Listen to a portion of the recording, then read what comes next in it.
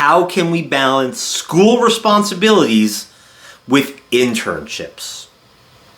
Hey everybody, Chris Fitzpatrick here. Thank you for checking out Chris Fitzpatrick Speaks. I hope you're enjoying this content on YouTube or wherever it is that you're watching.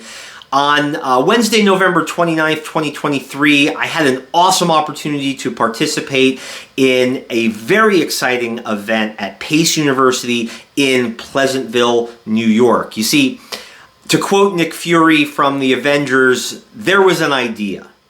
Now, this idea was thought up in part by my good friends Rich Miller and George Chaco from Pace University in Pleasantville. These are the gentlemen who have created the first ever recognized AV minor, which a number of students have already gone through and is really incredible in supporting the audiovisual industry, the AV industry, which is where I've spent the last 5 years of my professional career. And on November 29th, Rich and George brought together some of the experts from the industry and some of the influencers from AV and put them in a room with more than 150 high school students. You see, the AV industry is expected to grow significantly in the next 5 years by more than $100 billion in revenue. This means in order to meet that growth, we also have to meet the talent requirements that go along with that growth. And part of being able to meet the requirements of great talent is to cultivate great talent. So here we were with high school students from some of the local high schools in and around Pace University's geography. We had more than 150 students there, and they were here to learn about the AV industry. Not just what the industry is or who all of us were, but what kind of career paths existed. What did the opportunity look like? And they heard about topics ranging from career paths, diversity and inclusion, mentorship, and networking. And they asked some great questions along the way. One of my favorite questions: how do we balance school responsibilities and internships? This question by itself is really terrific, but it also needs to be expanded on because, let's face it, you're going to have to balance more than just your school responsibilities and your internships, whether you're in high school, college, or any other stage of your educational and career life. Fact is, you're going to have to balance school, your work responsibilities or your internships, any extracurricular activities that you participate in, which I personally suggest you do, because as a recruiter for 17 years, I am very attracted to extracurricular activities on a resume. Any social responsibilities that you have, having a social life is very important. Your health and wellness, so your own personal well-being, your spiritual needs, and your family. And there's probably more than just these 7.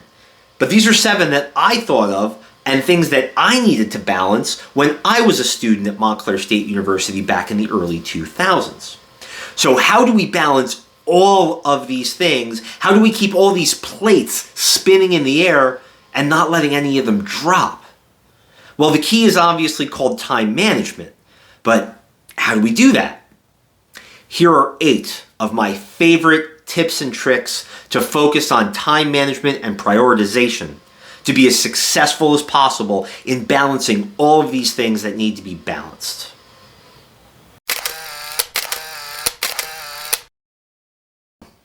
Prioritize, but begin with you. Prioritizing your tasks and your responsibilities is great, and it's very, very important. You want to make sure that the most important things are at the top of your list, or any of those items that have a due date coming up very soon need to be focused on a little bit more intensely. There's a sense of urgency there. But never do your prioritization without taking yourself into account. Prioritizing you will make sure that you're actually there to perform at your highest possible level, that you can enjoy what you're doing and you can maximize the return on the investment of time and effort. Take care of your physical and mental well-being. Practice healthy habits.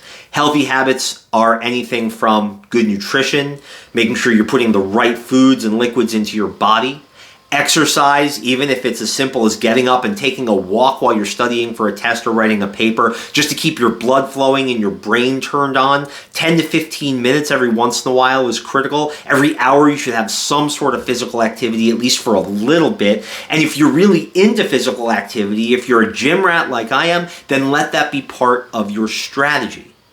Sleep habits are extremely important and often overlooked, especially by high school and college students. Because you have this endless supply of energy, there's this idea that you can get by with 3 or 4 hours of sleep or pull the occasional all-nighter.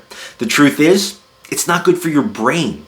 Like any muscle in the body, the brain, yes, it can be stretched, it can be worked, but it also needs to rest and recover if it's going to work at the highest possible level. That's what sleep is for. So don't sacrifice good sleeping habits because you think you can get by and be just fine going to your 8 a.m. class on 2 or 3 hours of sleep because you had to finish that paper.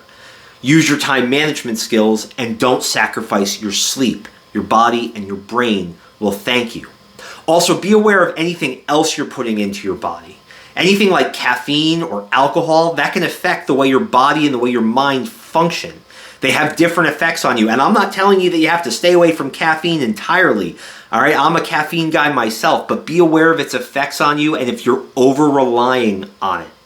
This is also a really good opportunity to say just completely avoid smoking, vaping, or any sort of drugs. I know I sound a little bit like a public service announcement, but trust me, if you're trying to prioritize 7 different critical things, you want to make sure that you're as sharp as possible to do that. And a lot of those substances are just going to end up making things much, much worse. So practice healthy habits. What you put in your body, what you have around your body, how you use your body, how you care for your brain, your physical, your mental well-being cannot be lost in the shuffle. Prioritize, but start with you.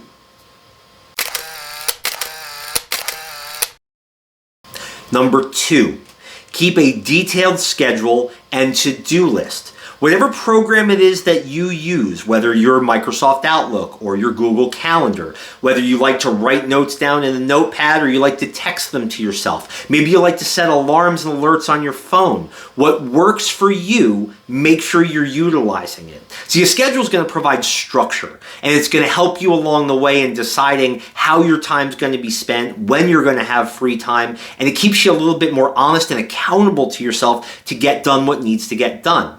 Now, this isn't to say that that schedule's not going to get screwed up. Spoiler alert, your schedule's going to get screwed up. Something's going to come up that requires your immediate attention, or you're going to end up taking longer on a task than you expected, and it's going to impact the rest of your day. By the way, this is still something that I struggle with a little bit, is having that rigid schedule, and then when something messes it up, being able to have a contingency plan. You're going to have to be flexible. You're going to have to improvise a little bit from time to time, and you can't be too upset when the world has other plans. As a matter of fact, John Lennon, one of his great quotes, life is what happens while you're busy making other plans. But having a schedule will at least provide you a framework of the structure you need to stay on task and to stay on target. And your to-do list, just make sure that you don't forget anything important. Please don't be the hero that tries to remember everything. Even if you have a great memory, having something written down as a backup is just a smart way to go about things. Whether it's the task you have to complete, the due dates, the deadlines, or just some of the really great ideas that you have. Write them down or text them to yourself. Do something with them so that way you don't count on just being able to remember later, because you just might forget, especially if you sacrifice sleep.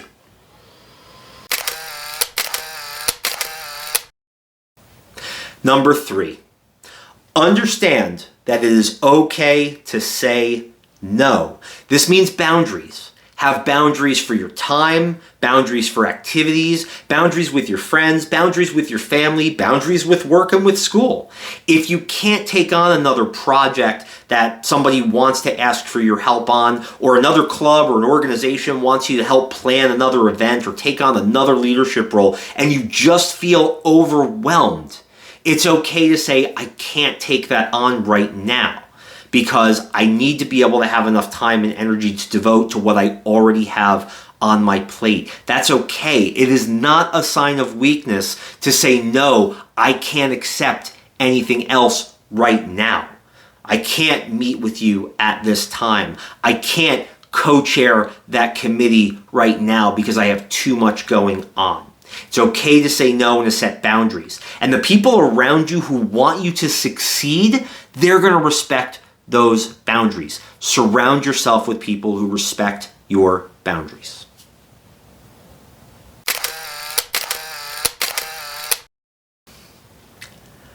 Number 4, when appropriate, delay gratification.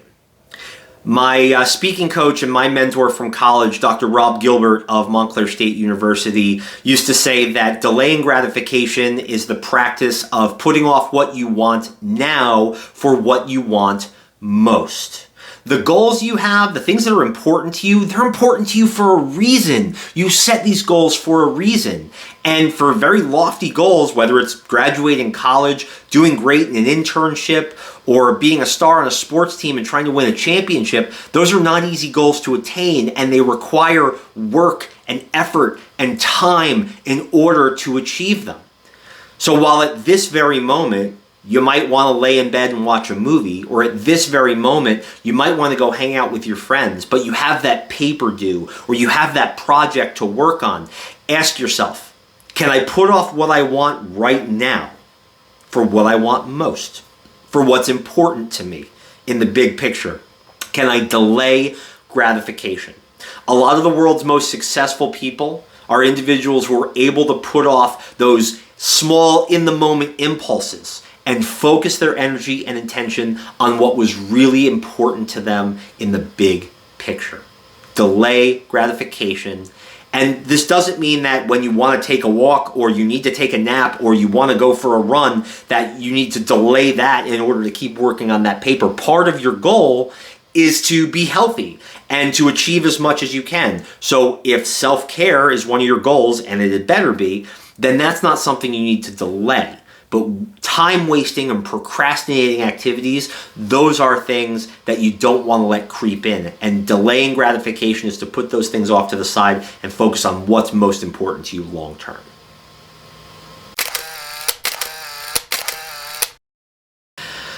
Number 5, you just heard me use the word, don't procrastinate. Here's another spoiler alert for you. It's going to get busy at times. Midterms, finals, probably going to be very busy. If you're a student athlete and your season is coming up, it's going to get busy. Maybe you're studying accounting or finance and you have an internship with a CPA organization. It's going to get busy during tax time. These are not big surprises. There are ebbs and flows to schedules. There are busy seasons and then there are quieter seasons.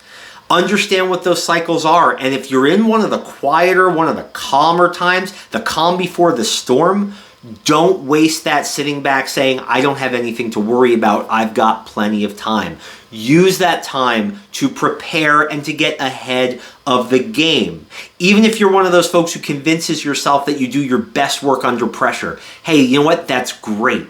But when you do your best work under pressure, that often comes with the sacrifice of some other things that are important to you, whether it is your health, your sleep, your social time, your family time. When you feel like you need to pull those all-nighters because now you're under the gun and that paper is due at 9 o'clock the next day and you only started it 2 nights prior. Utilize your runway and use all of your time effectively. Don't procrastinate and don't put off to tomorrow what you can get started today. I say this as somebody who has struggled with this. And this is not easy for anybody. But if you can convince yourself to get a head start on something, you're going to relieve pressure from down the road. And your chances of giving your best effort when you have less pressure in the long run, pretty high.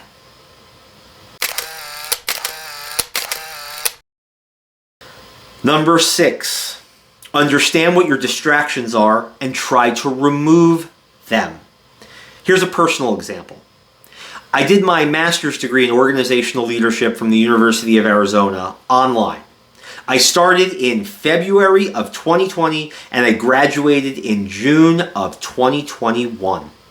This time also ran concurrent with the COVID-19 pandemic and the worst of the stay in your homes and shelter in place times, which meant that while we were stuck in our houses, I had a lot of papers to write and I had a lot of studying to do.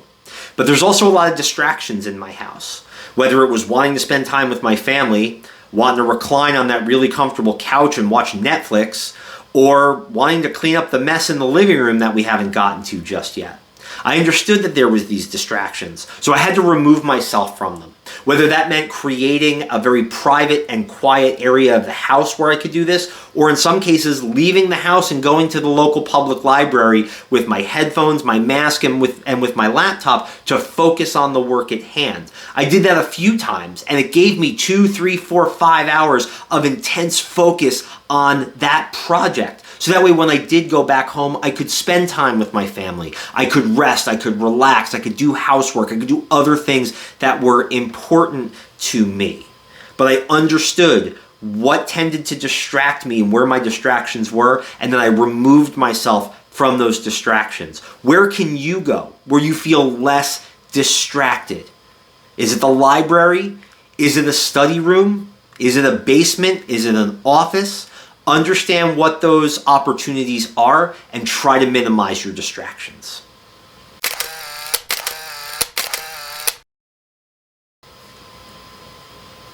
Number 7, communicate and ask for help. Communication, you'll notice, is a central theme in almost all of the videos here on Chris Fitzpatrick Speaks. Communication in this case means making sure you stay up to date on letting people around you know what's going on with you. So whether you're part of a club or an organization and you want to let the rest of that club or organization know what you can and cannot do and what you have coming up.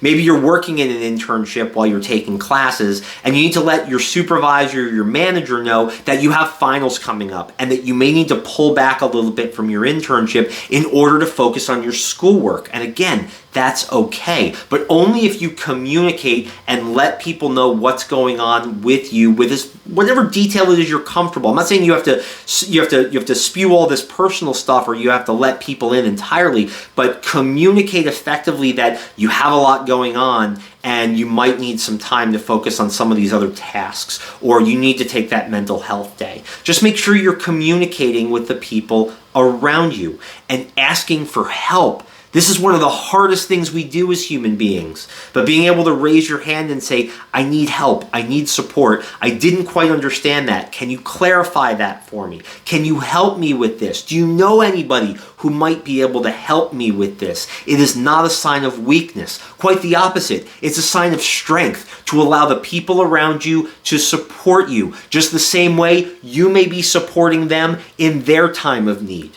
It's amazing how many of us are willing to give so much of our time to helping and supporting others, and we get upset when they don't approach us with something that they need, and then we don't do the same thing. Be willing to ask for help. It's okay. As a matter of fact, it's really important.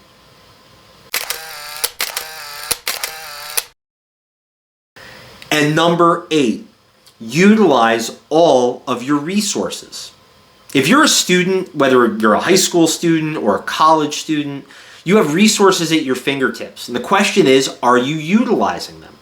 In high school, you may have access to a guidance counselor. If you're not meeting with that guidance counselor every once in a while and discussing what some of your goals or aspirations are or what some of the opportunities are that you have, then you're wasting that because the school provides those guidance counselors whether you use them or not. If you're in a college or a university setting, you have access to tutoring. You have access to a career services center who might be able to help you with your resume, with your interviewing, or identifying internship opportunities. If you need some support for your mental health and well-being and you have access to psychological services, utilize those resources. Your tuition dollars pay for them whether you use them or not. So if you have these resources available to you, you are doing yourself a favor by utilizing them as fully as you can. Don't try to go it alone. Utilize your resources.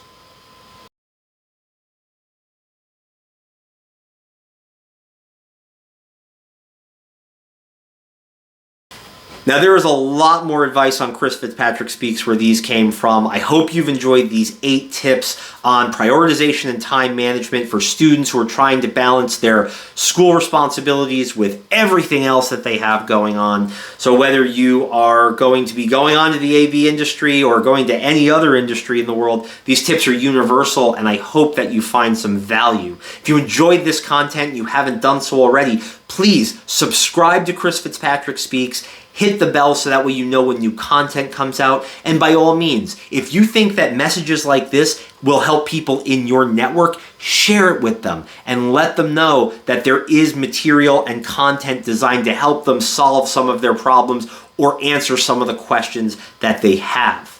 If you're interested in booking me to speak at your school or organization, you can email me at chrisfitzpatrick@chrisfitzpatrickspeaks.com, or you can drop me a note on LinkedIn, Instagram, Facebook, or right here in the comment section. I'll be sure to set up an opportunity for us to chat a little bit more. As always, I appreciate your time and everything it is that you're doing. Good luck on whatever it is you have set as your goals, and thank you for spending some time with me.